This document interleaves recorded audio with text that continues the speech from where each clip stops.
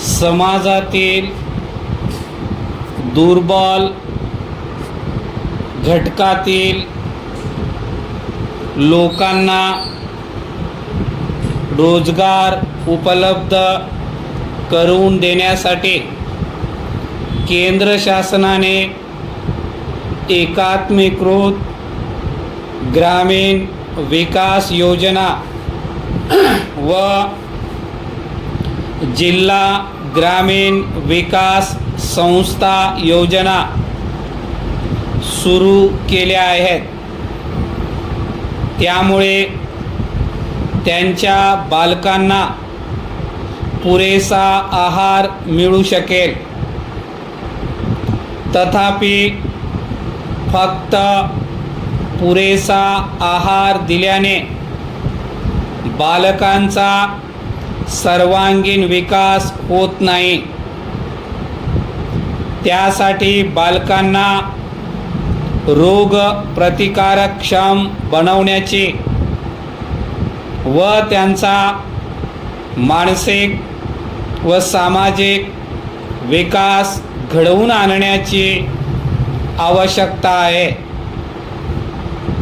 हे साधण्यासाठी मुलांच्या पालकांना विशेषतः मातांना या विषयाचे योग्य शिक्षण देणे आवश्यक आहे। अशा प्रकारे मुलांच्या सर्वांगीण विकासासाठी आवश्यक असलेल्या विविध सेवा एकत्रितपणे देता याव्यात, यासाठी केंद्र शासनाने सर्वांगीण बाल विकास योजना सुरू केली आहे। ही योजना महत्त्वाची असल्याने तिचा अंतर्भाव या कार्यक्रमात करण्यात आला आहे। या योजनेवर 1983-84 साली सुमारे 6 कोटी रुपये खर्च झाले असून चालू आर्थिक वर्षासाठी 9 कोटी रुपयांपेक्षा जास्त तरतूद करण्यात आली आहे।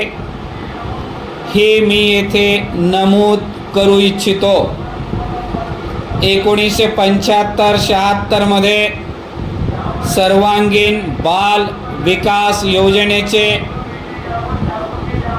33 प्रायोगिक प्रकल्प देशात सुरू करण्यात आले। त्यानुसार महाराष्ट्र राज्यात अमरावती जिल्ह्यातील धारणी या मागासलेल्या गटात ही योजना सुरू झाली। या योजनेमुळे मुलांच्या आरोग्य आणि पोषण विषयक दर्जात सुधारणा झाली असल्याचे दिसून आले व त्यामुळे केंद्र शासनाने या कार्यक्रमाचा विस्तार करण्याचे ठरवले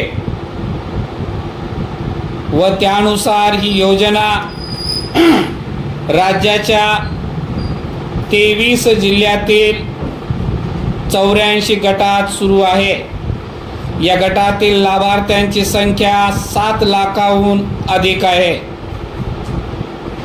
1984-85 मध्ये आणखी 16 गटात ही योजना सुरू होईल। 7व्या योजनेअखेर राज्यातील सर्व गटात ही योजना सुरू करण्याचे शासनाने प्रस्तावित केले आहे। या योजनेची उद्दिष्ट आहेत, त्यामध्ये मुलांचा आरोग्यविषयक दर्जा सुधारणे, त्यांच्या मानसिक व शारीरिक विकासाचा योग्य पाया घालणे इत्यादी बाबी आहेत।